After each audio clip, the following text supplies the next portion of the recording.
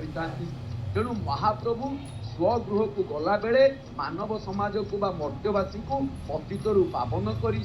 संपादन कार्य संपादन कला बेले अधरपणा नीति रे भारतीय पुराण दर्शन एवं वैदिक सिद्धांत नियम अनुसार सर्वदेवदेवी पिशाच भूतगण प्रमथगण वैतारिक मान निज महाप्रसाद कौन कह जो मुक्ति दियंती से मुक्ति की कौन कह जाए कहले केवला मुक्ति जहाँ कैवल्य मुक्ति कह जाए कारण केवला मुक्ति कैवल्य एवं निर्मला भक्ति निर्मल ऋग्वेद नाभ्या आसीदंतरिक्ष गुण शीर्षणोर्द्यो समवर्तत पदभ्याम भूमिर्देश श्रोत्रा तथा लोकान अकल्पयन्न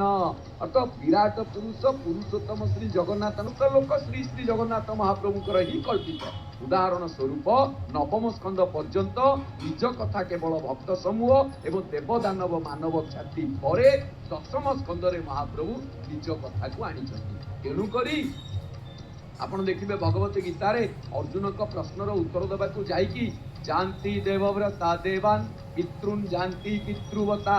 भूतानी जानती भूतेज्यो ज्ञानी मज्जाचिनोपि माम अर्थ कौन ना देवता मान को पूजा करुवा मनुष्य माने देवता मान को प्राप्ति हो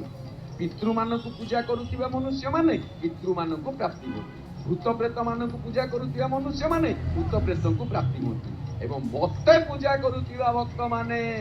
क्या प्राप्ति हे देखुं हांडी एपर्यंत अधर हांडी बुआ चली कम ओजन कि तुला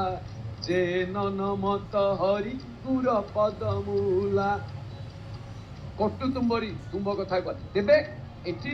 महाप्रभु या ही कहती जे मते ही प्राप्ति होती मते पूजा करुवा लोक मैंने तेणु मो भक्त मानकर पुनर्जन्म हुए नाही मामु पेत तु कंतेय पुनर्जन्म न मिल्यते श्रीमद् भगवत गीता 8th अध्याय 16 श्लोक आपण पाइबे।